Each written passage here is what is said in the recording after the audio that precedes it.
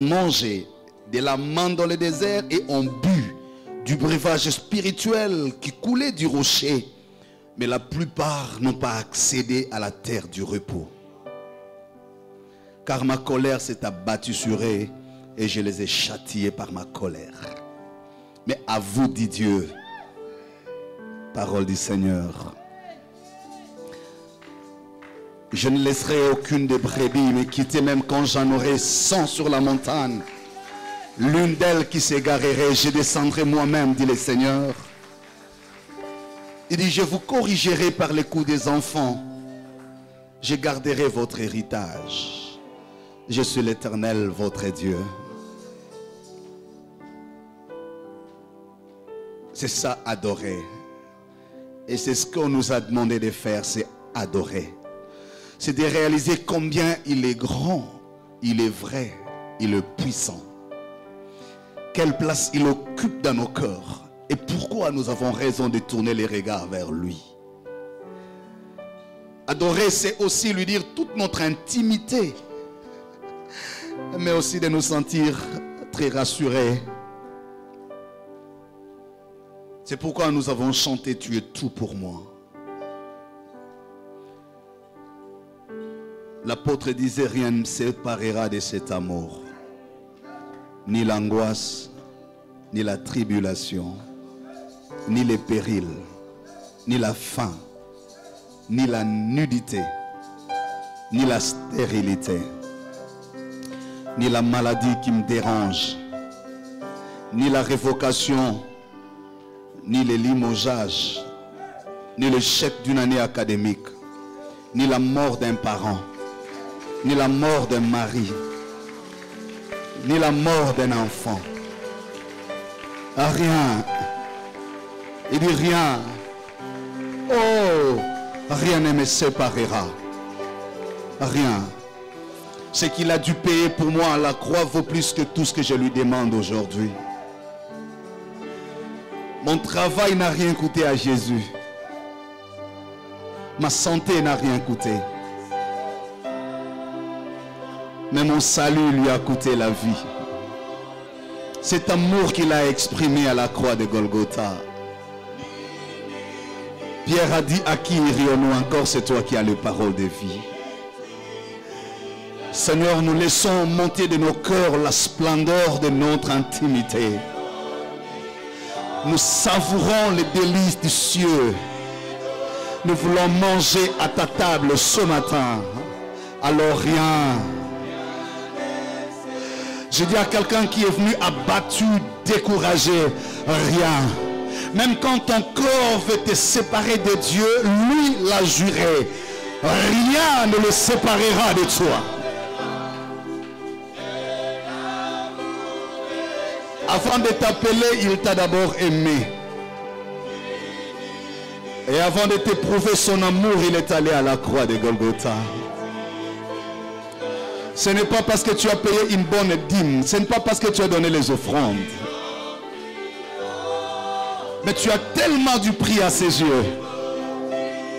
Il t'aime tellement qu'il n'a pas l'envie. Il n'a pas envie de te changer. Rien ne te séparera. Est-ce que tu peux chanter avec la chorale? Rien ne me séparera. De l'amour de Jésus. Je voudrais que ce matin tu ressentes cet amour monter en toi.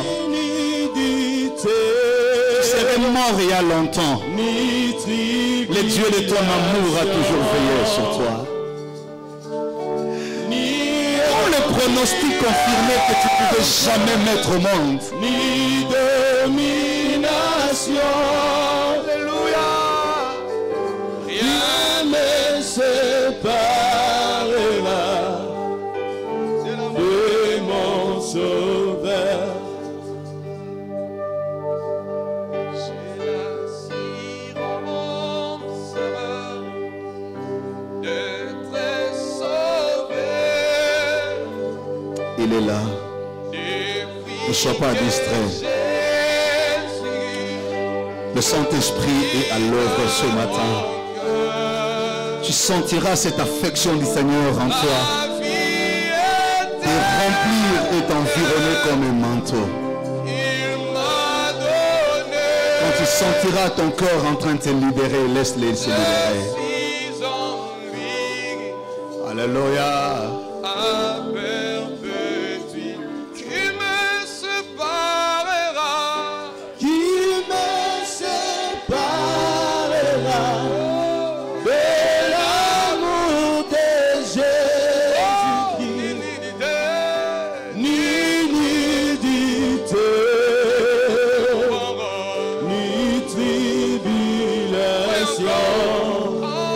ni honte, ni honte, ni ange, ni domination, qui me séparera de mon Sauveur. Tu viens de très loin avec Dieu. Écoute-moi. Écoute-moi. Ainsi m'a dit Dieu,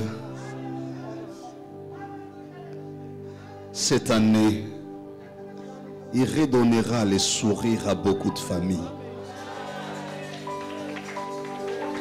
Ça ne sera ni parce que tu as été fort, mais parce qu'il veut juste récompenser son amour en toi. Je ne sais pas dans quel domaine, mais Dieu me dit de te dire, il consolera le cœur. Tu te sentiras plus aimé comme jamais auparavant. Tu te sentiras tellement proche de Dieu que tu n'auras pas compris pourquoi il t'aime tant. J'étais en train de voir une table dressée pour manger. J'ai dit à quelqu'un, l'hiver vient de passer. Le temps de grincer les dents est passé. La saison de chanter est en train d'arriver. La saison d'allégresse. Tu as beaucoup aimé, tu as erré comme une brebis sans maître. Longtemps tu as demeuré dans le désert sans espoir. À un moment tu t'es senti loin de Dieu. Tu t'étais chargé de tes fautes. À un moment tu t'es vu loin de la sainteté de Dieu. Ce matin, depuis le début de ces cultes, le Seigneur est en train de te dire, suis-moi. Les bonheurs et la grâce est rattaché à moi, sont rattachés à moi, suis-moi. C'est le message que Dieu nous donne depuis le début. Il est en train de te rappeler, il t'appelle encore, il te dit, viens. Ne pas me suivre, c'est aller dans les ténèbres. Quel amour.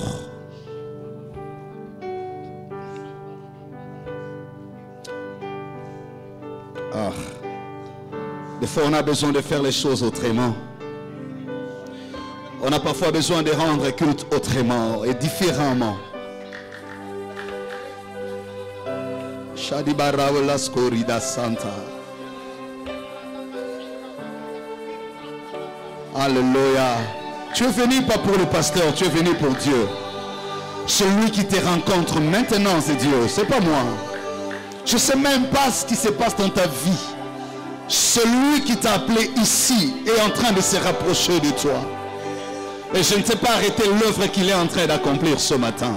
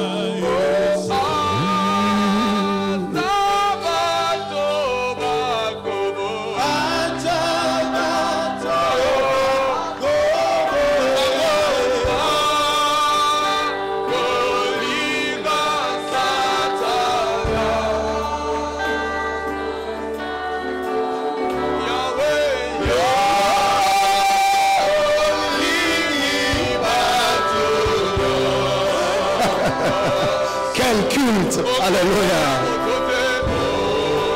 De la même manière que le soleil s'élève au-dessus de la terre, c'est de la même manière que l'amour de Dieu s'élève au-dessus de nous. De la même manière qu'il a élevé le ciel au-dessus de la terre.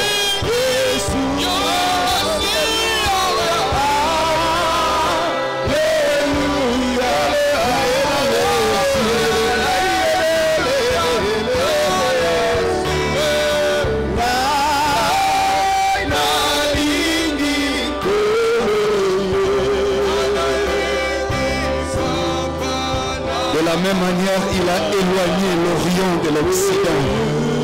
C'est de la même manière qu'il t'éloigne de tes fautes ce matin. Oh, alléluia.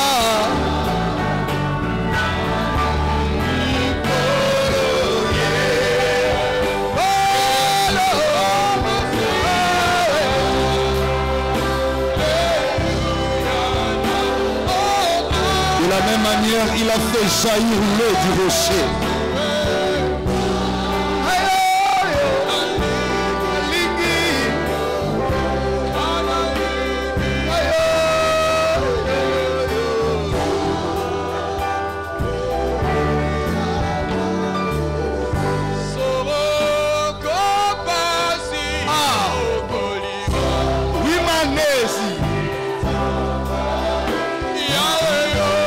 Jamais au Kolomanaï.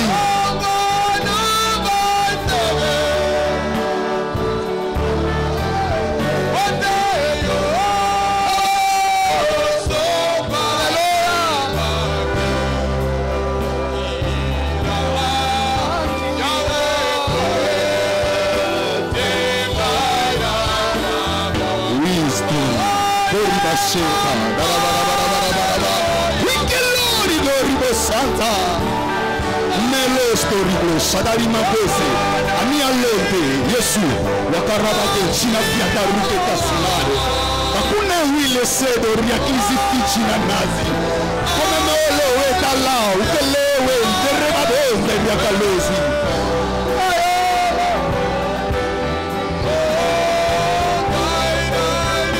La la la la la la la la la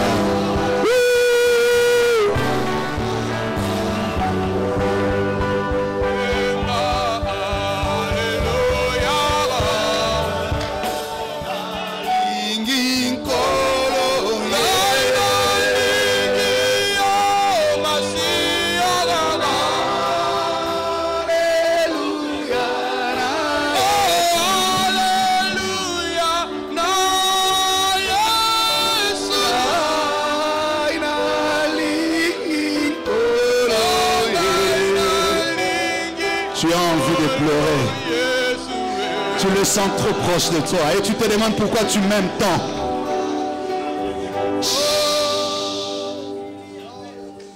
Pourquoi tu m'aimes tant?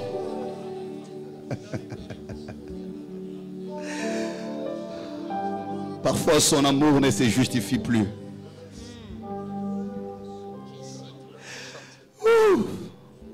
J'aime la présence de Dieu. J'ai vraiment envie d'une veillée avec vous. Je voudrais qu'on ait des temps, on passe 2-3 heures du temps, on est juste en train d'adorer. On ne demande rien, on chasse personne, pas esprit, pas démon, mais on est juste en train de remplir la sainteté dans notre existence. On est juste en train d'investir la présence de Dieu dans nos cœurs.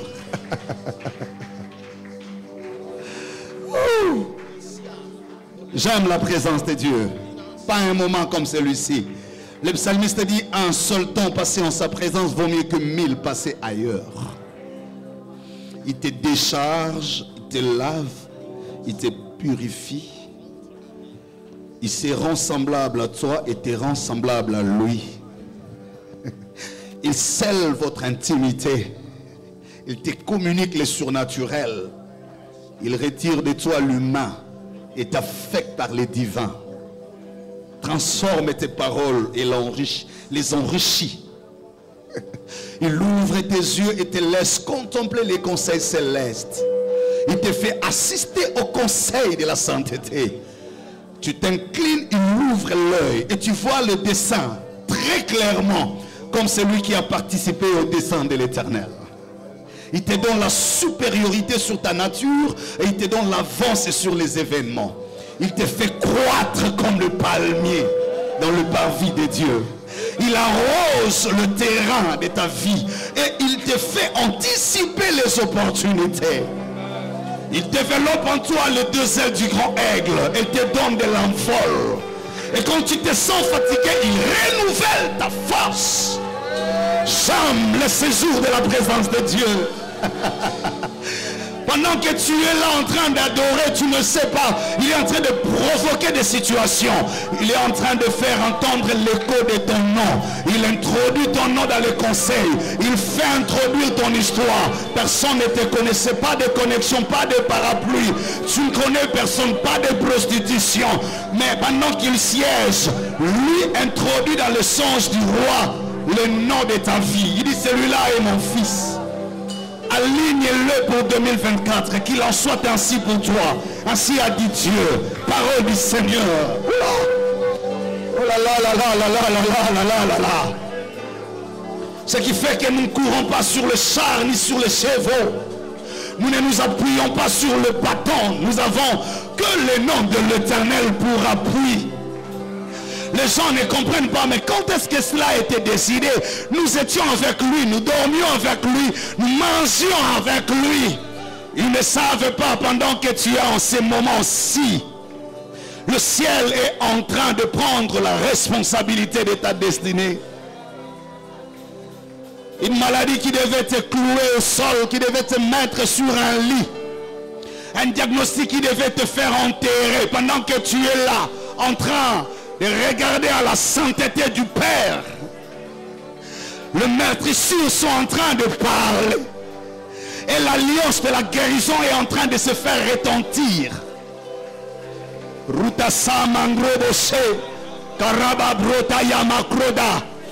J'aime le séjour de la présence de Dieu. Écoute-moi, pour s'aimer, il faut planter. Les gens sont en train de planter sur le sol et attendre la saison de la semaille. Mais toi, tu es en train de s'aimer dans la présence de Dieu. Pendant qu'Esther était dans la présence de Dieu, Dieu changeait les dispositions du cœur du roi. Aman était en train de se battre pour gagner l'espace dans le cœur du roi, pour s'occuper de l'espace politique dans le royaume. Mais Esther récupérait l'espace de la divinité dans la présence de Dieu. Aïe aïe aïe aïe aïe. Alors qu'elle sortait de la présence de Dieu sans poser son problème, ainsi dit Dieu, tu ne poseras même pas ton problème. Au contact du décideur, il te dira, ta prière a été écoutée. Parole du Seigneur. J'aime ceux qui croient dans la présence de Dieu. J'aime ceux qui s'aiment dans la présence de Dieu. Ils sont comme des palmiers qui ne vieillissent pas. Ils subsistent dans la saison, même quand la saison n'est pas la leur. Ils ne dépendent plus des saisons. Qu'on dise qu'il y a la guerre au pays, qu'on dise qu'il y a un nouveau gouvernement, qu'on dise qu'il y a de nouveaux mandataires, là n'est pas leur problème. Ce sont des germes, oulala, de cèdre de Liban. Oh là là là là là là là là. Qu'il soit ainsi pour toi ce matin. Quel culte, quel culte. Rimabro, j'appelle Jéhovah Tzidkenu. Rumambro Kataroko Pratayo, j'appelle Jéhovah Rapha. J'appelle Jéhovah Jireh. Louazi. Que l'on dise que tu mourras dans quelques jours. On l'a dit aussi à Esaïe. On l'a dit aussi à Ézéchias.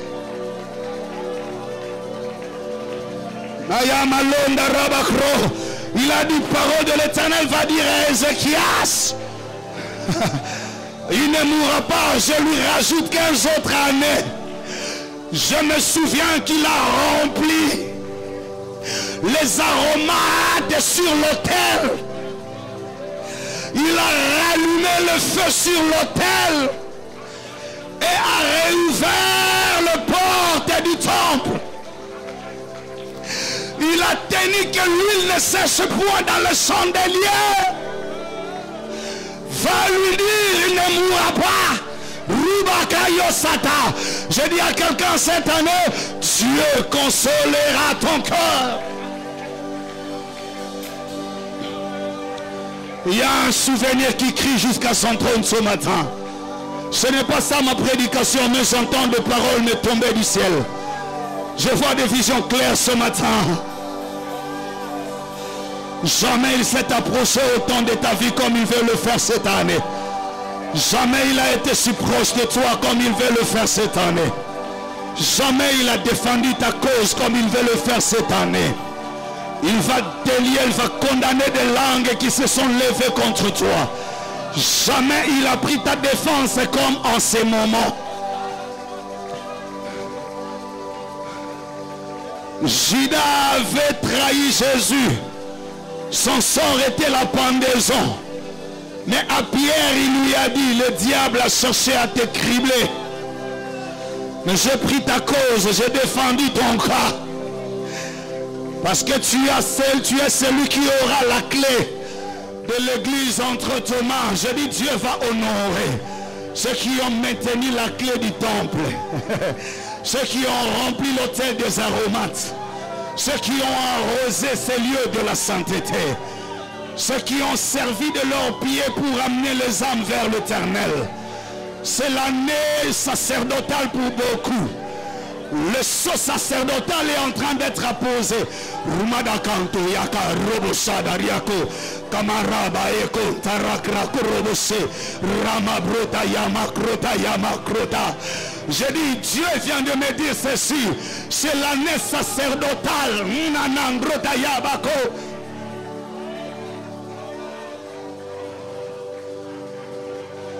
Des années, tu as été là pour chanter. Tu as toujours été là à la chorale éternelle. Ainsi m'a dit Dieu.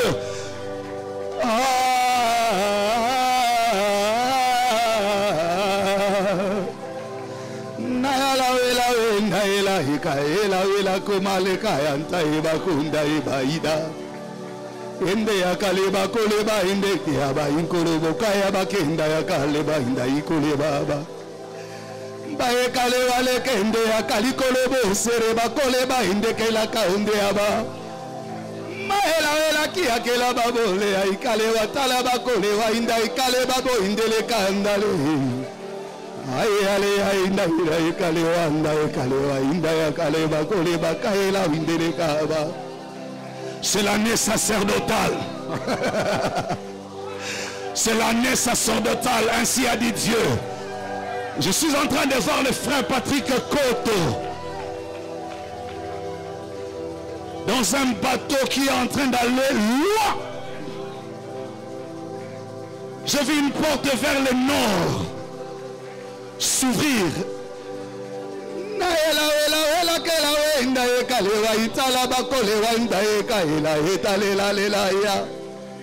C'est l'année sacerdotale. Tu as rajouté la brique sur la brique ici. Tu as élevé les murs. Tu as veillé que l'autel ne se fragilise pas. Ainsi dit Dieu, c'est l'année sacerdotale. L'année de la prise en charge. Oh, oh, oh, oh, oh, oh, oh. C'est l'année de la consécration de beaucoup de ministères ici. Oh, oh. J'aime les séjours de la présence de Dieu. Surtout quand c'est des choses qui n'ont pas été planifiées. Que l'œil n'a pas vu venir, que l'oreille n'a pas entendu. J'aime quand l'esprit me surprend. J'aime quand ça déborde. Quand lui devient visible de l'extérieur de la coupe. On ne la cherche plus de l'intérieur de la coupe, on la remarque. De l'extérieur de la coupe, elle déborde. Et elle envahit la coupe. Et quand tu touches la coupe, tu touches à l'huile. Tu n'attends pas qu'on te la déverse. Elle est envahie de l'extérieur. Oh là là. Quel culte.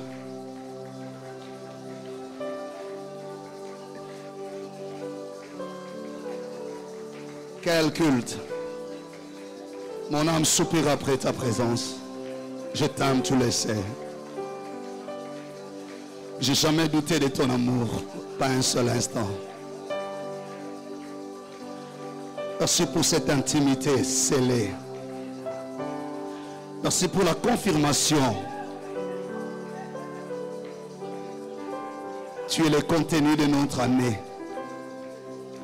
Et tu viens de dire aujourd'hui, c'est l'année sacerdotale. L'année de la pleine grâce.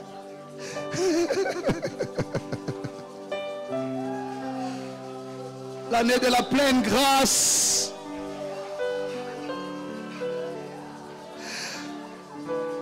Où nous entrerons par la porte de sortie. Où le cadavre deviendra le symbole de la puissance. Et le tombeau, le site touristique de la gloire.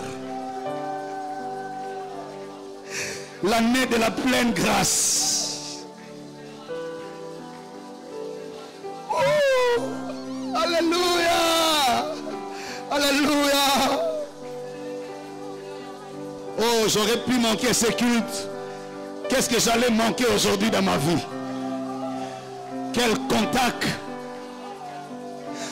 quelle aspersion. Alléluia. Oh. Nakobila yo.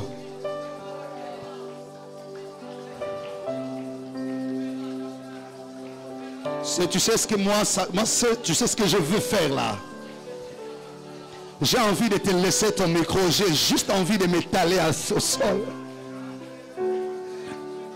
J'ai tellement soif de lui. J'ai l'impression que ça m'empêche de me déchaîner. Quand la piscine de Bethesda est déjà agitée, il n'y a plus de protocole. C'est le premier qui s'y jette. Il y avait beaucoup de malades. Chacun avec son cas particulier. L'ange est déjà dans la piscine. Et l'eau est déjà transformée en terrain de miracles. Ce lieu est redoutable. Peut-être que tu ne l'as pas encore vu. Je t'aide à le voir. Il faut vite enlever le sandal. C'est lieu redoutable. On ne l'appelle plus Pépéista. Ça devient Luz. Ça devient El Bethel. La porte des cieux. Les lieux les plus proches de la sainteté. Le Rakabilo Sadaria. Ruma Bako. Ratakrabaso. Shumeneriako. Bakarababo. Brampakako. Rotrakako. Ce lieu n'est plus appelé Luz comme avant. C'est El Bethel. La maison de Dieu. La porte des cieux. Rakamakoto Rakaboria Bakose Adoria. Sumendari Bolezi Mamayabalo. Sonia Malondo Koliaka Lezi Baliko. Sori Karaka Yo Mondarababosa. Sota Karabakori Dalazi Interebabo.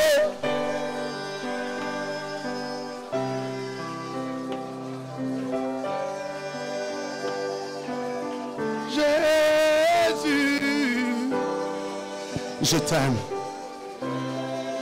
Je t'aime, Seigneur. Oh, que ce lieu est redoutable.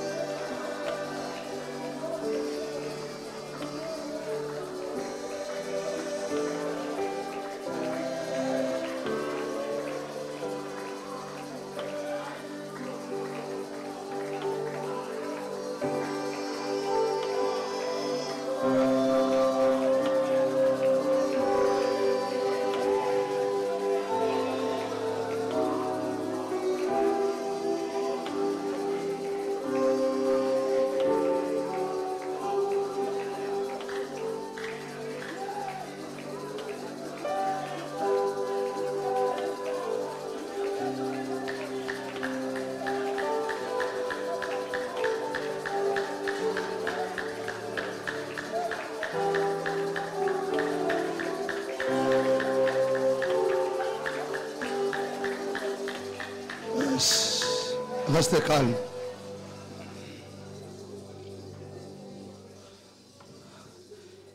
Nous, ici, nous venons chercher Dieu. Restez calme. Nos fonctions, nos dignités, nos respectabilités, nous les laissons dès qu'on arrive à l'entrée là. Quand nous entrons ici, je n'ai affaire à personne. Je suis venu chercher Dieu. Je laisse femmes, enfants, amis, frères, sœurs. Chacun vient chercher Dieu.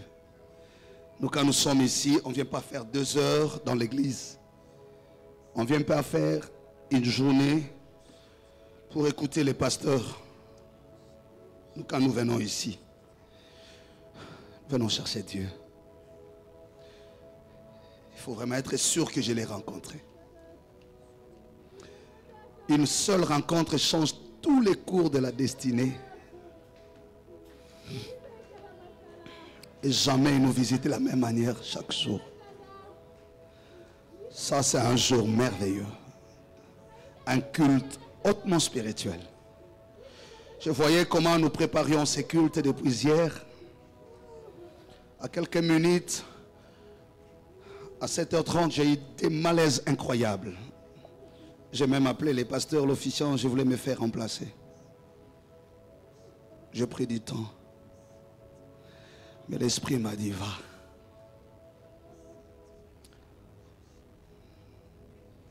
Je disais à mon esprit, si j'avais arrêté ces cultes, certainement on ne voit pas les choses de la même manière. On ne le reçoit pas de la même manière. Peut-être qu'on n'a pas le même rendez-vous de l'histoire avec Dieu. On ne fait pas le même parcours. On n'a pas bu à la même coupe. On n'a pas reçu la même apparition. Il n'a pas juré de la même manière. C'est comme ça, tu peux être étonné, tu peux être distrait, tu peux être déconnecté. On te comprend. Mais on ne veut pas que tu sois privé de cette grâce. On veut te faire entrer dans le cercle restreint. Dans le périmètre de la Pentecôte. Nous sommes en train de t'attirer vers la chambre haute. Nani glossi rota bakro. On comprend que tu sois peut-être grec, que tu sois romain, mais nous voulons t'attirer dans cette intimité de la chambre haute, dans le périmètre de la Pentecôte. C'est là que les choses se passent. De l'extérieur, on a l'impression que c'est l'ivresse, c'est de la folie. Mais de l'intérieur, ce sont des flammes de feu.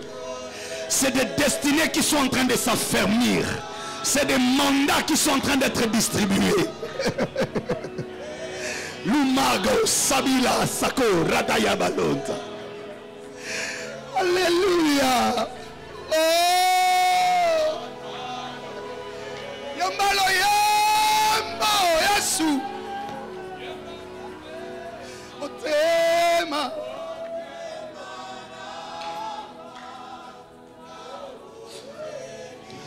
Quand tu es en dehors de la chambre haute, tu entendras des bruits confus.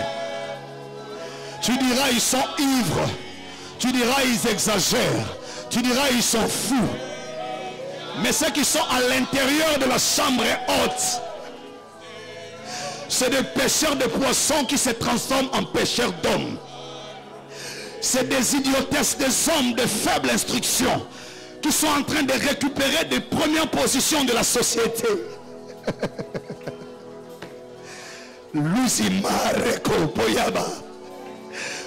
Le problème, c'est les résultats quand on sort de la chambre haute. Nele iloli aikoye sababoya taroboye basa. Amama. Ils prendront 1 heure du temps à se moquer de toi. Ils prendront 6 mois à t'insulter. Ils prendront 1 année à te critiquer, à te salir, à détruire ton image. Il y aura une seule occasion quand tu sors de la chambre haute Eleko rebayo santa yak robayaba. Romayo ndaraka roboyaba sa. C'est une seule parole qui sort de la bouche et qui attire 3000 personnes. Ils passeront des journées à te critiquer, à se moquer de ta stérilité. Ils prendront des années à salir ton témoignage. Reste de la chambre haute. Quand tu y sortiras, c'est là que la différence va commencer. C'est quand ils vont commencer à constater les effets qui accompagnent ta vie. C'est que tu entraînes dans ta robe. Et c'est que l'ombre de ton nom produira. C'est là que le respect reviendra. Ils viendront avec leurs malades étalés sur ton ombre. Ils oublieront que tu as été de Galilée et que tu étais de faible instruction. Ils oublieront que tu avais régné à la croix. Ils oublieront qu'ils t'ont qualifié de mercenaire. Ils oublieront qu'ils t'ont qualifié de prostituée. C'est la chambre haute qui fait la différence. J'aime la chambre haute. Le secret le plus secret.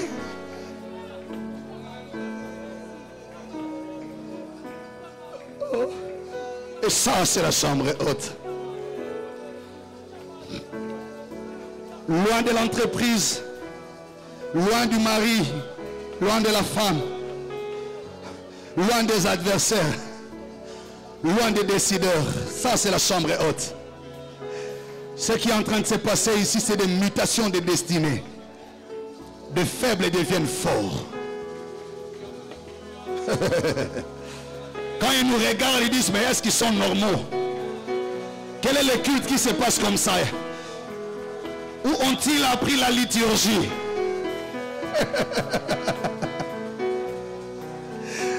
Oh là là, oh là là, oh là là. Mais toi, reste là. C'est la sortie de la chambre haute qui fait la différence. Ils se diront, mais on a eu le même diplôme, on a fait la même faculté. On a le même âge. On a été baptisé le même jour. On a eu la même condamnation. Je t'aime, Jésus. Je t'aime de tout mon cœur. Je t'aime de toute mon âme. Béni soit ton nom. Quel culte. Quel culte. Merci Jésus. Alléluia. Oh.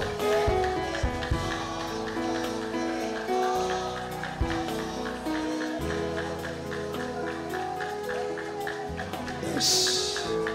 Je dois parler. Donne-moi juste 30 minutes. Je vais conclure mon message du dimanche passé. Donne-moi juste 30 minutes. Je vais parler. Dieu a déjà commencé à parler. Il est sorti même de ma prédication. Il est allé révéler des dessins. Il m'a impacté. Reste calme. Reste calme, reste calme, reste calme. Reste calme. Je ne sais pas te dire, nous allons écouter Dieu parce qu'on a déjà commencé à l'écouter depuis le chant. Depuis la chorale éternelle, depuis le groupe d'adoration. Moi, j'ai commencé déjà à écouter Dieu il y a longtemps. Toi, tu attends quoi, la prédication? Dieu parlait déjà.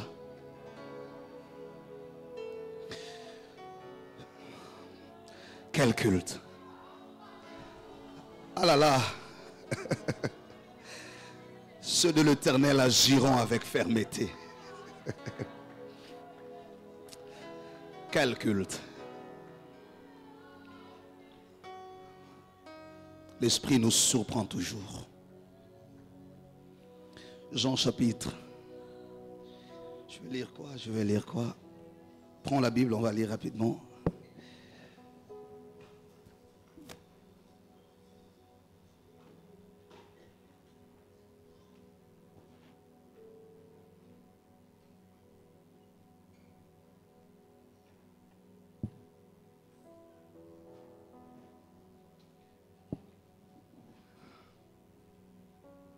Vous y êtes?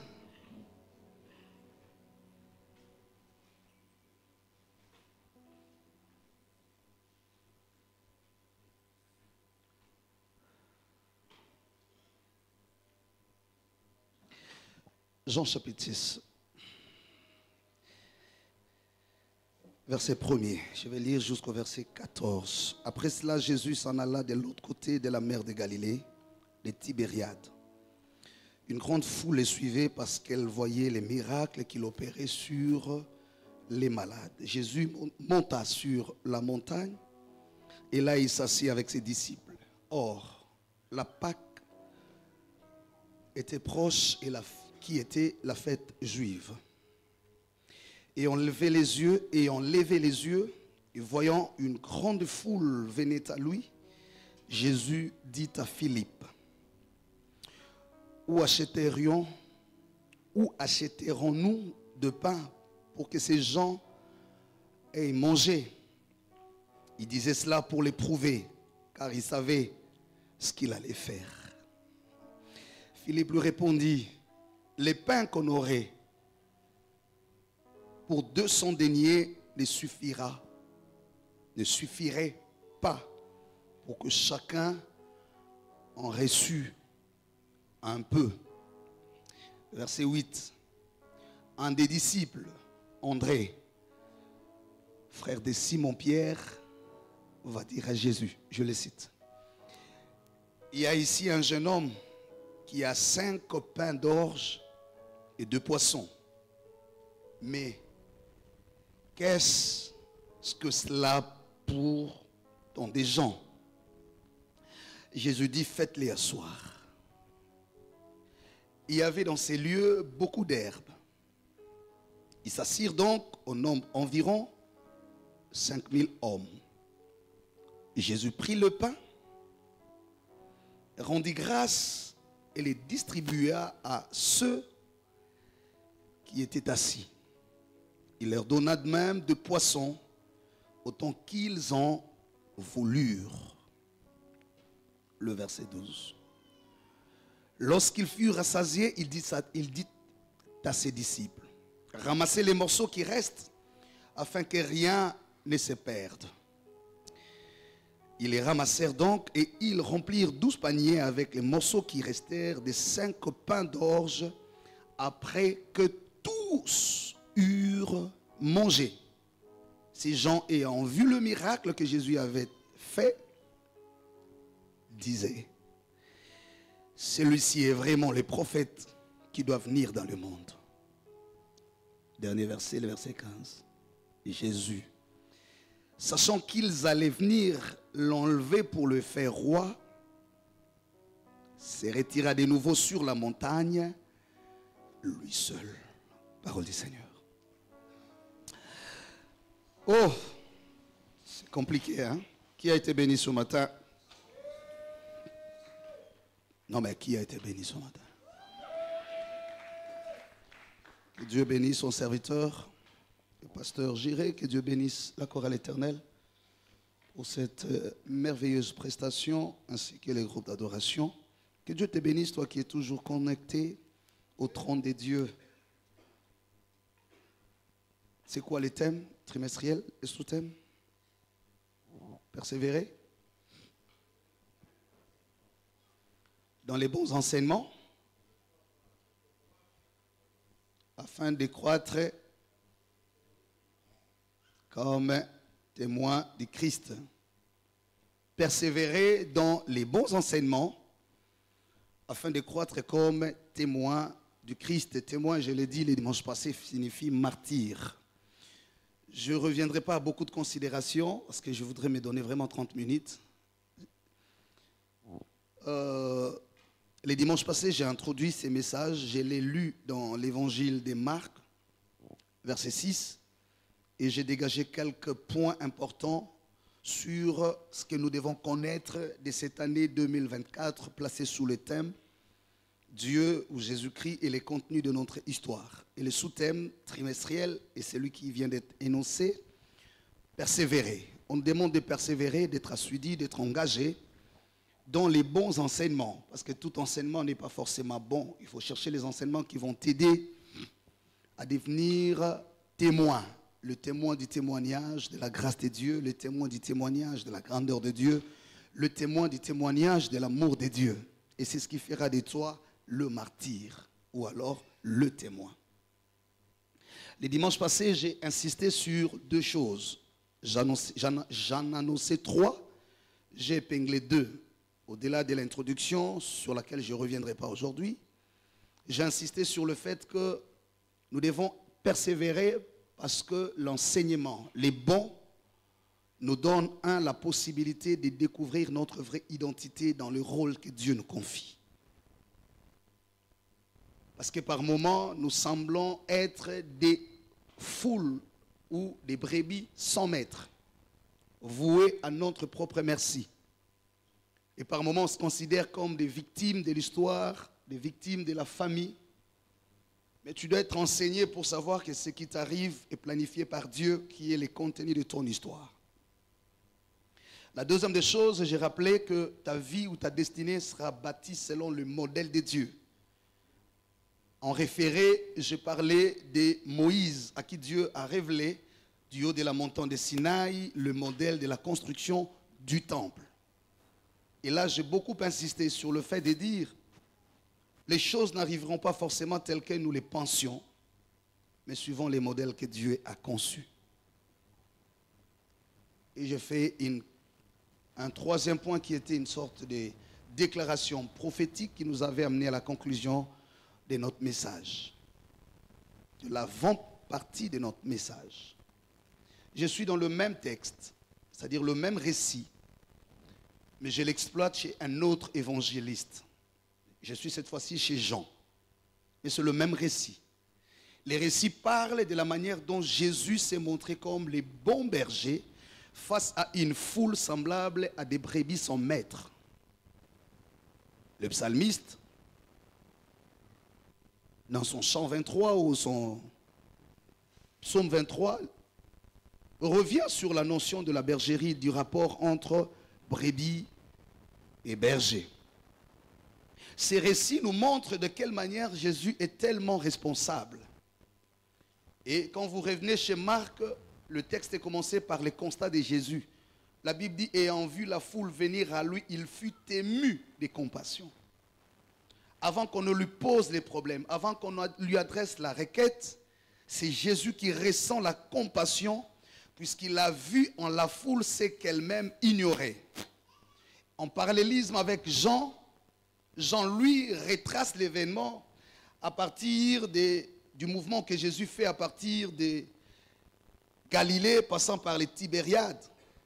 Et quand il voit la foule ou les foules les suivre, chez Jean on dit, ces foules-là les suivaient parce qu'elles avaient appris que Jésus accomplissait beaucoup de miracles.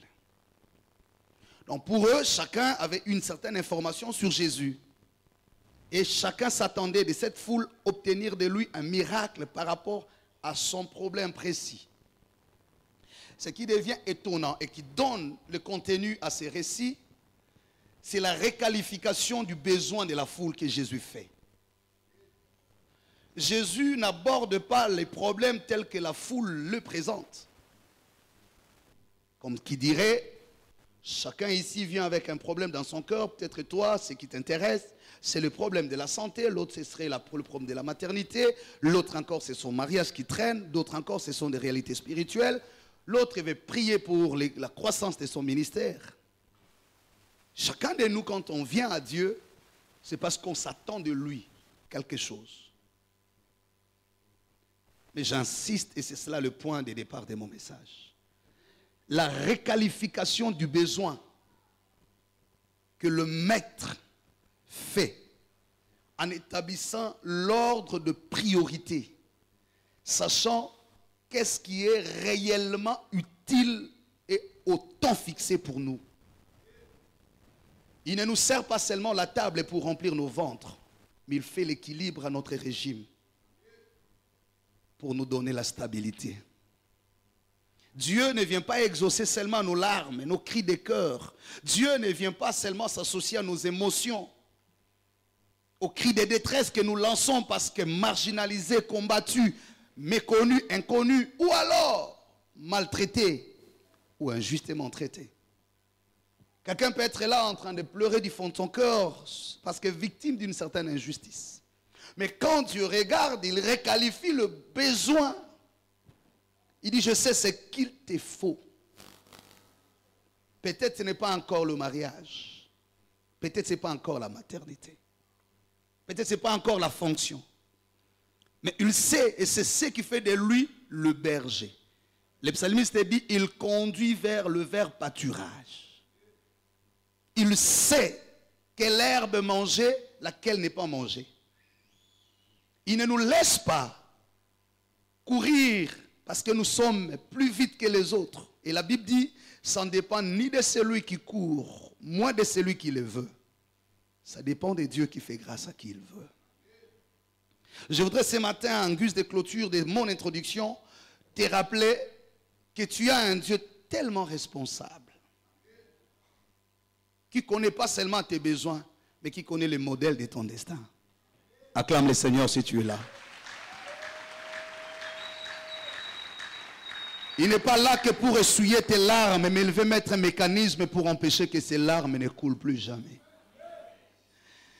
Toi, tu pleures pour qu'on t'essuie les larmes, mais Jésus veut te redonner une paix qui ne laissera plus la place aux larmes de couler.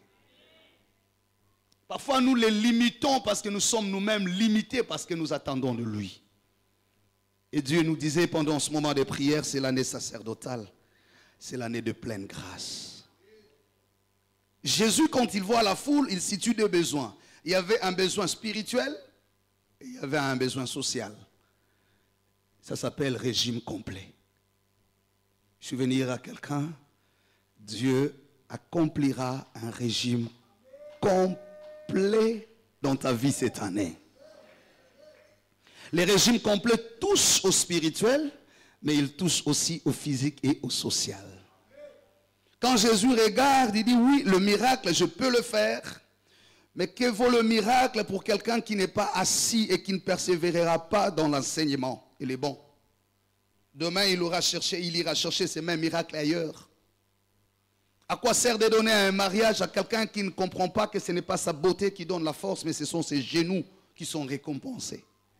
Demain, il utilisera la même beauté pour obtenir ce qui ne lui est pas donné. Pourquoi donner une élévation à quelqu'un qui ne comprend pas que sa mission est classée dans le schéma de Dieu?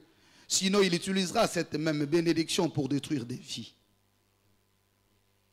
Pourquoi donner ce mariage à celle qui n'a pas compris que ce n'est ni la force ni la beauté, mais seulement Dieu veut honorer la consécration de sa jeunesse? C'est pourquoi il dit, le régime doit être complet. Dis à mon frère, à ta soeur, à tes côtés, le régime complet. Soit kangelo ibandela susu loba na régime complet.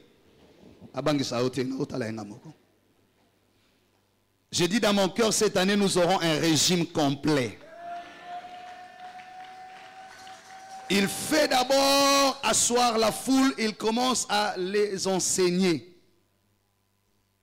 Il enseigne, il donne les bons enseignements.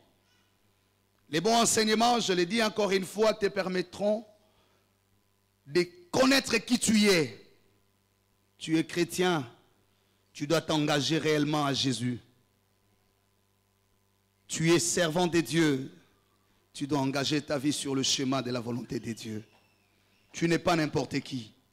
Les bons enseignements, c'est celui qui t'aide à connaître que même si j'ai connu des difficultés dans ma vie, Dieu ne m'a jamais abandonné.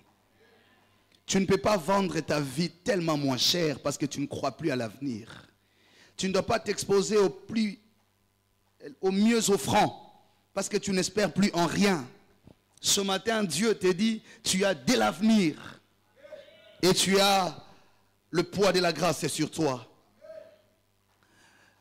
Et pendant qu'il enseignait, je vais avancer un peu vite. La Bible dit que c'était le crépuscule. Tombée du soleil.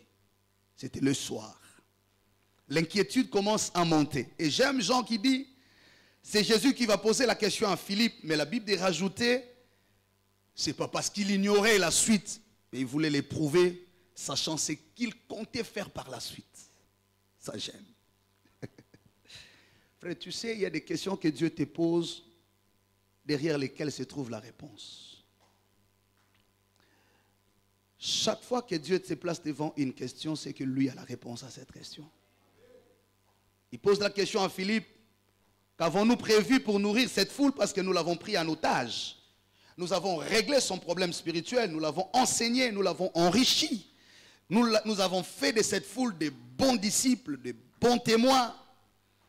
Ils peuvent maintenant parler de la sanctification, ils peuvent maintenant parler de la consécration, du service, du salut. Ils sont maintenant mûrs.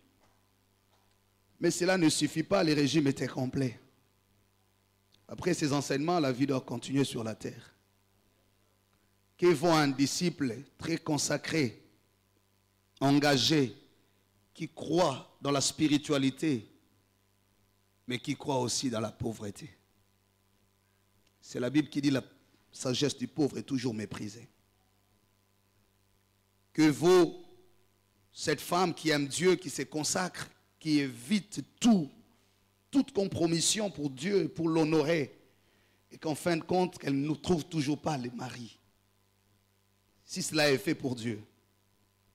Que vaut cette femme qui a tout le temps prié, elle a cherché Dieu, elle est arrivée dans un mariage pour lequel elle a vraiment cherché Dieu, et qu'au final, qu'elle n'ait pas d'enfant? Ça signifie quoi? Si vous avez la réponse, moi je ne les conçois plus comme ça.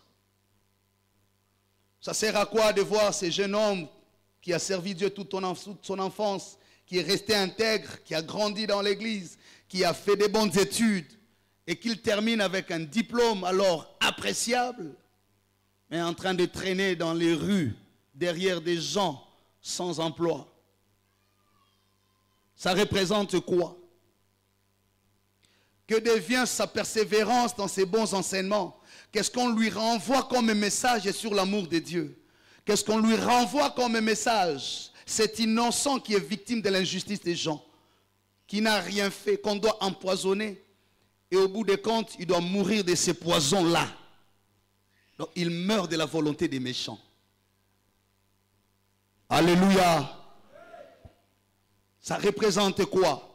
Ces bons disciples qui d'ailleurs, même ayant appris cela, a pardonné, pour qui on a cherché Dieu, mais au bout des comptes, on nous dit, il est décédé. Quelqu'un me dira, mais c'est la souveraineté de Dieu. Oui, j'en conviens comme toi. Mais je dis, tout n'est pas toujours souveraineté de Dieu. Ça sert à quoi alors d'avoir servi, chanté pour les autres, mené une meilleure vie dans le Seigneur? Tu as nourri spirituellement les autres, mais qu'au bout du temps, ta vie s'écroule comme un château de cartes. À quoi cela ressemble de voir un homme qui a fait de gros sacrifices pour ériger les murs du temple, pour veiller que l'huile ne sèche point dans le chandelier?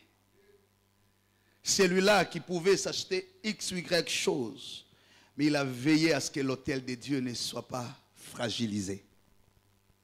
Et que celui-là soit victime simplement parce qu'on lui dit ce n'est pas ta saison. Simplement parce qu'on te dit que ce n'est pas ton temps. Seulement parce que c'est le soir. Et seulement parce que c'est les lieux déserts. Il y a deux choses qui rendaient impossible. La première, c'est le temps. C'était le lieu, c'était déjà le soir. C'est-à-dire, cette foule a passé tout le temps où il pouvait s'investir à autre chose, à investir dans la présence de Dieu. Le peu de temps qui lui restait, c'était déjà le soir. La deuxième des choses, c'est que les lieux que Dieu choisit pour l'affermir, c'est le désert. Le désert représente le manque, la sécheresse. Parfois, ton école avec Dieu t'amène sur le terrain de la sécheresse, le terrain de l'humiliation, le terrain de grincer les dents. C'est Dieu qui choisit les lieux où il nous forge. Certains ont été enseignés à Golgotha, d'autres dans la dans la tombe. D'autres ont été enseignés dans le ventre du poisson. D'autres l'ont été dans la fosse au lion. Je veux dire à quelqu'un, chacun de nous a un lieu où Dieu choisit pour l'affermir. On n'a pas tous le même endroit où Dieu nous construit spirituellement. Certains ont été affermis en étant veuves ou alors veufs. D'autres orphelins depuis l'enfance. D'autres n'ont même pas connu les parents. D'autres n'ont pas eu la grâce d'avoir quelqu'un pour payer les frais scolaires, les frais académiques. C'est sur ces terrains-là que Dieu choisit de les affermir. Les uns sont affermis sous les jougs du pharaon, en Égypte, en train de grincer les dents. Mais les autres sont affermis dans le palais royal. Dois-je envier celui qui est formé en dehors de ma situation? J'ai dit non. Sois heureux de l'endroit et des conditions dans lesquelles Dieu est en train de forger ta destinée. Tu as compris et acclame le Seigneur pour ça. Acclame bien Dieu. Acclame bien le Seigneur. Nous sommes affermis au Congo, où tu peux dormir, tu te réveilles, il y a débordement d'eau. Tu es obligé de quitter les coins. Tu es obligé de passer une nuit à la belle étoile. Tu es enseigné dans la condition où tu peux te retrouver 3 mois sans loyer. On vient, on t'insulte du matin au soir. Tu es enseigné, toi, peut-être entre les mains d'un mari qui n'a aucun respect. Quand qu'il commence à t'insulter, tu te demandes 2 fois, par 2 fois, est-ce que je suis vraiment une femme? J'insiste pour dire, Dieu seul choisit et les temps et les lieux pour nous enseigner. Ne te considère pas le plus maudit à cause de ta situation. Parce qu'aucun miracle ne sort du périmètre de l'enseignement. Est-ce que tu as compris quelque chose? Ne maudis pas toujours la famille qui te fait pleurer. Retiens seulement qu'aucun miracle ne sort du périmètre de l'enseignement. Là où les larmes coulent, c'est là qu'on les essuie aussi. À un moment, tu as l'impression que je suis le plus malheureux. Et quand même tu viens servir Dieu, beaucoup de fois tu es fatigué. Tu te commences à te questionner. Dois-je encore continuer à marcher dans l'intégrité, à servir Dieu, à faire ceci ou cela? Je l'ai fait hier. Qu'est-ce que cela m'a rapporté aujourd'hui? J'ai refusé ceci, mais je n'ai fait que perdre les opportunités. Tu peux commencer à te questionner. À un moment, tu t'es dit, je me suis battu pour me montrer correct, mais ça ne m'a même pas honoré. À un moment, tu auras l'impression que j'ai voulu vraiment être intègre, à ne pas détourner, à ne pas voler, mais je suis resté pauvre. À un moment, tu auras le sentiment de remettre en question le combat de ton enseignement. Et parfois, tu as tendance à vouloir rechercher ce que tu avais déjà vomi. Tu commences à aller fouiller dans les agendas parce que tu ne sais plus où se situe ton salut. Tu commences à aller chercher dans ton passé ou dans les désespoirs de ton avenir ou entre les mains des individus. Et quand tu arrives à ces moments-là, c'est là que tu te perds totalement.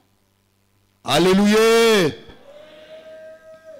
Tu as un enfant qui te tourmente tellement aujourd'hui, tu te poses la question, est-ce que cet enfant venait vraiment de Dieu? Parce que tu as l'impression que c'est le malheur de ta vie. À cause de la santé de l'enfant. À cause d'une situation quelconque. Peut-être que tu maudis même ces mariages-là. J'ai dit seulement Dieu avait des choses. C'était déjà le soir, au moment où on ne pouvait plus espérer.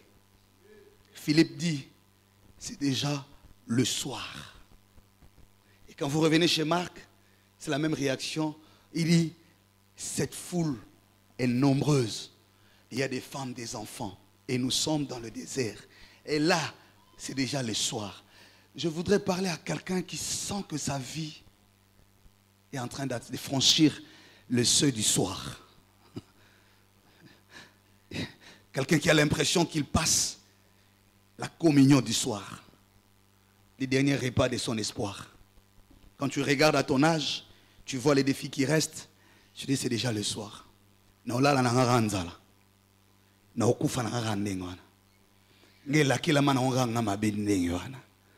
Parce qu'il n'y a plus d'espace d'espoir. J'entends parfois les Congolais quand ils parlent, c'est tous les désespoirs. Quelqu'un dit, j'entends des gens renoncer à leur famille parce que c'est le soir. Mais non seulement c'est le soir, mais ce que les lieux où tu es ne donnent aucun espoir. C'est le désert. Ça ne produit rien. Tu sèmes, ça ne produit pas. Et Jésus, la Bible dit, sachant ce qui allait se passer. Ah, il a toujours l'avance, c'est papa. Les papas les plus responsables, il a toujours une longueur d'avance. Tu dis à quelqu'un, sachant ce qui va se passer bientôt à la fin du mois de janvier. Sachant ce qui se prépare pour le mois de février. Sachant ce qu'il est en train de vouloir faire pour te donner au mois de mars. Pose la question, Philippe dit, Seigneur, ce que nous avons est insuffisant. Ce que nous avons est insuffisant pour nourrir la foule. En d'autres termes, pour prendre en charge la taille du défi. Notre provision n'est pas à la hauteur des défis. Nos capacités ne peuvent pas en elles-mêmes résoudre ce qui nous attend. Ce qui te fait pleurer est réellement énorme. Personne ne le néglige. Et de toi-même, tu ne t'en sortiras pas. Philippe dit, nous avons quelque chose, mais qui ne correspond pas à la taille du problème. Le problème, la maladie a atteint un niveau au point que l'argent ne suffit plus pour assurer la guérison. Au point que le médecin le plus spécialiste du pays a déjà déclaré sa limite ou ses limites. Ce que ça veut dire. Nous en avons, oui, mais pas à la taille du problème. C'est vrai, j'ai des promesses, oui, mais pas à la taille de ce que j'attends. C'est vrai, je vis une paume de main semblable à un petit nuage, mais qui ne sera pas en mesure de couvrir la sécheresse de 3 ans et demi. Quelqu'un entend le langage de l'esprit? Quand je regarde, c'est vrai, je l'aime, mais par rapport à c'est à quoi je suis confronté, le problème de ma famille, il n'a pas assez d'épaules pour porter ça. J'attends même des gens faire des choix de la vie par rapport à ces genres de questions. Il dit, je l'aime, mais ce n'est pas lui qui saura résoudre ces problèmes que j'ai. Je l'aime, mais il n'est pas à la hauteur de mes défis. Je vais finir pour te dire, Dieu est fidèle. Dieu est fidèle. Et Jésus regardait Philippe et s'est moqué de lui. Parce qu'il savait que c'est lui le berger. C'est lui le responsable de la foule. Et lui, quand il l'amène dans le désert, c'est qu'il a pris le mécanisme de la gestion du désert. Il n'est pas celui qui est surpris par les événements. Il n'est pas celui qu'on prend des cours. Il est l'alpha. Il est aussi l'oméga. Mais la Bible va plus loin pour dire il est le commencement et la fin. Mais il est aussi l'ancien des jours. C'est-à-dire aucun jour ne sera nouveau devant sa face. Il a vécu tous les jours avant de les faire apparaître devant l'homme. Parce qu'il est celui qui a conçu le temps, le lieu et les circonstances. Et c'est lui qui en a tout le contrôle et dans la plénitude. Et quand il regarde, il sait une chose. Que dans la foule, il y a quelqu'un. Et je m'en vais là donner les derniers points de mon message. Je dis, il y a toujours quelqu'un. Le réserve de la réserve de Dieu. Ce matin, ce que tu vas retenir, c'est que Dieu te dit, le régime sera complet. Et tu seras le réserve de la réserve de Dieu. Pendant que dans la foule, on n'y pensait pas. Il y avait quelque chose. La Bible dit, il y avait un garçon qui avait 5 pains et 2 poissons. Je bénis le Seigneur parce que quand tout manquera, il y aura toujours quelqu'un qui gardera la réserve par laquelle Dieu commencera à réécrire l'histoire. Et je suis en train de dire que cette personne, c'est toi. Nous serons tous dans le désert, en train de subir, nous tous, la même sentence, la même douleur, la même humiliation, mais il y a quelqu'un qui sera dans le plan de Dieu, la réserve. Je dis à quelqu'un, ne crains pas dans ton désert, si ce n'est pas toi la réserve, il y aura quelqu'un que Dieu mettra dans cette situation. Tu ne connaîtras ni son père, ni sa mère, tu ne seras pas de la même tribu que lui, mais cette cette personne avec laquelle tu ne seras pas de la même tribu aura la réserve de ce qu'il faut pour venir combler les problèmes. Oui, Philippe était découragé. La foule, quand je rentre chez Marc, on dit, les disciples ont dit, Seigneur, nous n'avons pas de quoi s'acheter pour les vivres de la foule. Mais pendant qu'il parlait de l'impossibilité, il y avait quelqu'un. La Bible parle d'un petit garçon. Il était dans la foule, mais personne ne l'identifiait. Il était là, mais personne ne le connaissait. Et c'est que j'aime la foule. La Bible ne révèle même pas son nom. C'est pour dire, même la Bible n'avait pas besoin qu'on les connaisse. Toi qui forces qu'on te connaisse, Dieu n'a pas besoin que les gens t'acclament pour être utile. Il n'a pas besoin que les gens t'apprécient pour être convaincus de toi. Il n'a pas besoin que tu remplisses toutes les conditions des hommes pour remplir les critères de son cœur. Tu peux manquer des diplômes, mais tu as la consécration. Tu peux manquer la beauté, mais tu as le respect de Dieu. Tu peux manquer l'histoire des hommes, mais tu as le rattrapage de Dieu. Je prophétise au nom de Jésus qu'il y ait cette année un homme méconnu de la foule. Il était là, le nom n'était pas connu. Quand on dressait la liste, son nom n'y était. Quand on parlait de la configuration, son nom n'a pas été cité. Mais je proclame au nom de Jésus que toi, de là où tu te caches, tu maintiens et tu détiens la provision de toute la foule. Ce jeune homme ne s'imaginait pas. Derrière le 5 pains qu'il avait, se cachait les multitudes de pains de la foule. En d'autres termes, le don que tu as n'est pas que pour toi-même. Le ministère que tu as reçu n'est pas pour toi. C'est de cela que s'attache une multitude de fils et de filles qui naîtront de toi. Je suis en train de dire à quelqu'un, il y a un homme méconnu du grand public qui était là, la réserve de la réserve de Dieu. Jésus était sûr qu'il y avait quelqu'un qui était encore caché, qui pouvait résoudre tout le problème. Le pain était pour ces garçons, le poisson était pour lui. Il les avait prévus pour sa propre provision. Mais quand le temps de Dieu arrive, tu n'auras plus pour toi-même, tu n'auras plus rien pour toi-même. Dieu utilisera ce que tu as pour nourrir la nation. Dieu utilisera ton songe pour passer le message de la génération. Dieu utilisera ton don pour interpréter le 7 années de famine. Dieu utilisera ta pierre pour donner la victoire à Israël devant Goliath. Je viens prophétiser pour dire à quelqu'un, l'année sacerdotale est arrivée. Cette année, Dieu donnera de la valeur à ce que tu as possédé.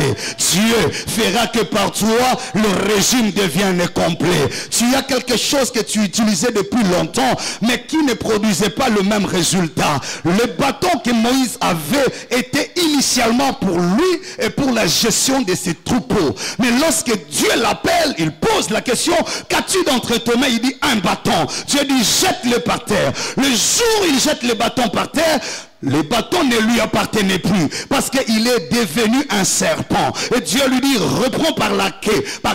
Quand il reprend par la queue, le serpent redevint le bâton. Et Dieu lui dit, va. C'est ce bâton-là qui te servira de témoignage que tu es véritablement témoin de mon appel, de mon apparition. Moïse posait la question, si on me demande qui m'a envoyé, que dirais-je? Parce que je ne suis pas témoin de la grandeur de ton nom. Je ne suis pas témoin de la grandeur de ton existence. J'ai un langage de bégaiement. J'ai un CV sali en Égypte parce que j'ai tué un Égyptien. Je n'ai pas aussi l'armée et les collaborateurs pour répondre à ta mission. Mais Jésus, Dieu, n'avait pas besoin de tout ça. Tout ce dont il avait besoin, que Moïse comprenne que c'est lui qui va marcher avec lui. Et il a fait de lui le témoin du témoignage de la grâce de Dieu. Je dis à quelqu'un, Dieu fera de toi le témoin du témoignage de la grandeur. Tu seras le témoin du témoignage de la puissance de Dieu. C'est dans ce même endroit. Jésus dit, ah, il y a quelqu'un qui a 5 pains. Je déclare que cette année, on te découvrira. Bon, tu n'as pas besoin de dire amen. Je viens dire à celui qui était appelé pour ça, l'année sacerdotale est arrivée. Tu seras derrière tout le monde. Ton nom ne sera même pas. Tu ne te recommanderas pas. Je parle comme prophète de Dieu. J'ai entendu ces choses depuis octobre 2023. Quand Dieu disait, je serai le contenu de l'histoire de votre vie. Et j'ai vu le signe. Et aujourd'hui, Dieu me confirme que c'est l'année sacerdotale. J'ai toutes les énergies spirituelles pour prophétiser sur cette année. Je dis à quelqu'un, tu ne voteras pas, tu ne proposeras pas ta candidature, tu ne te prostitueras pas, tu ne séduiras pas, tu ne forceras pas, tu ne te justifieras pas. Reste avec le pain, le symbole des dons, le symbole de la grâce. Tu sais, David était dans le désert, personne ne le connaissait, ni le roi, ni son père ne savait pas de quoi il était capable. Quand le temps est arrivé, quand le Kairos est arrivé, ce n'est pas lui qui a parlé de lui, mais la Bible dit, un serviteur a dit, je connais un jeune homme en qui le Seigneur repose, il est bel de figure et le Seigneur est avec lui. Quand vous l'appellerez, il sera en mesure. Je prophétise au nom de Jésus l'année de récompense sacerdotale. Tu as été toujours là, le dernier à garder la provision, le dernier à nettoyer l'église, le dernier à venir à la répétition. Tu as toujours été là. Quand tout le monde n'est plus là, tu restes toujours la seule ou le seul. Oui, je dis à quelqu'un, cette année est une année de récompense, l'année sacerdotale. Ce garçon-là, est-ce qu'il avait sa famille là? Je ne sais pas. Est-ce qu'il avait des amis? Je ne sais pas non plus. Mais la Bible dit, au milieu de la pauvreté, de la sécheresse, du désert, il y avait quelqu'un avec une provision. Je suis venu dire à quelqu'un, tu sais, tu es la provision de Dieu pour ta famille. Dieu t'a déposé dans une famille pauvre pour que la sécheresse de la pauvreté du désert soit prise en charge par la provision de pain et de poissons qui sont entre tes mains. Ne crains pas la stérilité de ton mariage. Tu as la provision de maternité. Cet homme ne comprend pas parce qu'il réfléchit sur la tête, mais toi tu agis sur les genoux. Vous ne voyez pas les choses de la même manière. Qu'il ne te décourage pas, n'entre pas dans le grincement des dents, ne pleure pas comme lui. Lui dit ce qu'il voit, mais toi tu dis ce que tu as entendu. Oh, ce que tu as entendu, c'est la parole de Dieu. Je dis à quelqu'un, tu es là au Congo, pas pour rien. C'est toi qui enlèveras la sécheresse du désert. Le même lieu qui manquait de pain, qui manquait de poisson. Lorsque Jésus a pris le pain et a rendu grâce, la Bible dit, le pain se sont multipliés. Ceux qui ont mangé étaient plus de 5000, sans compter femmes, sans compter enfants. Mais ce qui m'intéresse, c'est quoi? Après avoir mangé et rassasié le reste de pain, le lieu qui n'avait pas de pain est devenu le lieu de la provision de pain. La Bible dit, plus de 12 paniers étaient restés. Pas les paniers qu'on a distribués, mais les paniers qui ont été reconstitués à partir du reste. Je suis en train de dire à quelqu'un, la famille qu'on a connue, réputée, la famille des sorciers, la famille des stériles, dans très peu de temps, le même lieu là. C'est pourquoi je te dis, aucun miracle est en dehors du périmètre de ton école. Celle qu'on a humiliée, celle qu'on a appelée stérile, la Bible dit, on ne l'appellera plus stérile. Je le déclare au nom de Jésus. Le Seigneur envahira les lieux. Le Seigneur envahira les Congo.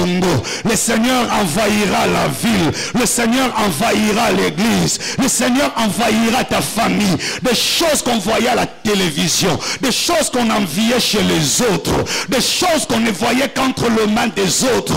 Je parle comme prophète de Dieu, qu'une porte s'ouvre et que ces choses commencent à entrer aussi dans ta maison. Des choses que tu ne pouvais goûter que quand tu allais en vacances. Des choses que tu pouvais voir que quand tu t'approchais d'une personne quelconque. Toi aussi, je dis toi aussi, cette année, il y a des choses que Dieu fera passer entre les mains de tes enfants, entre les mains de ta belle-fille, entre les mains de ton beau-fils. J'ai amené mes propres amens et je le déclare au nom de Jésus. Tu seras celui par qui Dieu passera pour changer de régime. Nous passerons du régime du désert au régime de l'abondance, du régime de la sécheresse au régime de la fertilité. Le désert n'était plus le lieu du deuil. Le désert n'était plus le lieu de désespoir. Non seulement qu'on y mange et qu'on y soit rassasié, mais on a aussi la provision des 12 paniers. Il pouvait encore faire 3 jours au même lieu sans s'inquiéter. Je dis à quelqu'un, tu termines par là. Là où était le tombeau de la honte, c'est là où est devenu l'adresse de la résurrection. Tout le monde a fui le tombeau de Lazare parce qu'il était le tombeau de la honte. Il sentait déjà. Jésus pose la question, où l'avez-vous mis? Il dit là, il sent.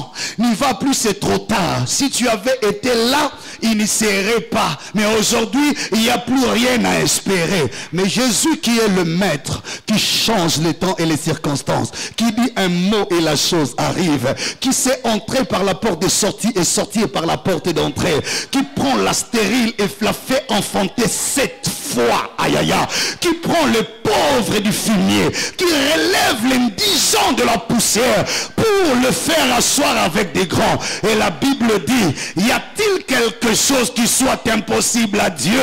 Ah, cette année ou rien, je dis à quelqu'un, il sera le contenu de ton histoire. Cette année ou rien, il sera le contenu de ton histoire. On te regardera, ce n'est plus toi. C'est pourquoi il a pris 5 pains.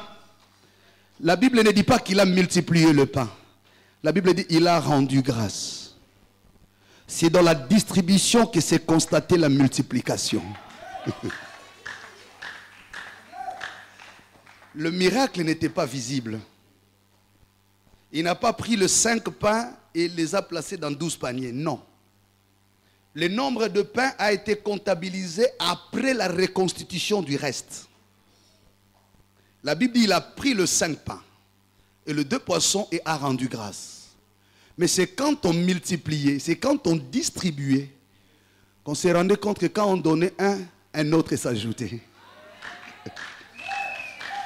Ben écoute, je vais te dire la dernière rêve. Tu sais pourquoi? Parce que le miracle du désert a une identité. C'était semblable à ce qui s'est passé au temps de Moïse dans le désert. Jésus n'a pas fabriqué les sandales selon les âges. C'était le même sandal que tu avais 10 ans. Lorsque tu as 12 ans, elle grandit avec toi. Lorsque tu as 15 ans, ça prend l'âge de 15 ans. Il n'a pas donné à chacun plusieurs sandales, pour ne pas dire sandaux. Il n'a pas donné plusieurs habits. Celui qui avait l'habit quand il avait 12 ans, il sort du désert à 45 ans. L'habit a pris la taille de 45 ans. Parce que le miracle du désert n'est pas toujours apparent, mais il se constate dans les faits. On ne verra pas à quel moment cette grossesse est entrée. Ça, c'est le miracle du désert. C'est pourquoi tout ce qu'on amène dans le désert commence par la stérilité avant de croître. Le miracle du désert, c'est que tu ne verras pas visiblement. Pasteur a parlé, j'attends que quand je sors, un appel. Non. Ça sera comme un vent doux. Quand tu les regardes, ça ne donne aucune apparence du vrai. Tu peux même négliger. Tu peux me dire, ah, comme Sarah, à cet âge, aurais-je encore des désirs? Ça s'appelle le miracle du désert. On ne force pas ça. On regarde Sarah, on dit, y a-t-il quelque chose qui soit impossible à Dieu? Il dit l'année prochaine. Ce qui m'intéresse, c'est l'année de l'accouchement, pas le temps de la conception. Il dit l'année prochaine, à la même époque, tu auras un fils. Quand et comment la grossesse va démarrer, je n'ai pas besoin que tu le saches. Mais tu constateras l'année prochaine en train de... Je dis à quelqu'un, tu as compris, hein, tu as compris. Ce qui est en train de se passer ne viendra pas avec beaucoup de bruit. Parce que ça s'appelle le miracle du désert. C'est dans la distribution de pain qu'on est en train de se rendre que personne n'est en train de manquer. Mais comment maintenant ça s'est retrouvé à des pains? On dirait que chaque pain produisait le nombre des gens qui étaient là. Je bénis Dieu pour ce qui va se passer dans ta vie. Et en fin de compte, tu feras la provision du témoignage de la grâce de Dieu. C'est à la fin que tu constateras que la main de Dieu est passée ici. C'est quand on a reconstitué le panier qu'on s'est rendu compte que, et ce qui est encore prophétique, c'est que la provision était au nombre de la tribu, des tribus d'Israël. Pour dire en fait, le pain du désert était pour la foule, mais la provision était pour Israël. Tu n'as rien compris. La foule a mangé, mais la provision était pour les 12 tribus. C'est ça la fidélité de Dieu. Il te console et il console la famille derrière toi. Il te restaure et il fait respecter l'église. Il te bénit et il fait respecter l'onction. Ferme les yeux, on va prier. Ouf. Le miracle du désert ne fait pas de bruit. Ça se constate. Ça se constate. Il y a quelqu'un, je suis entré dans le régime sacerdotal. Tu vas dire à Dieu, je me lance entre tes mains. Prie parce qu'on a pris beaucoup de temps aujourd'hui. Prie parce qu'on va finir par là.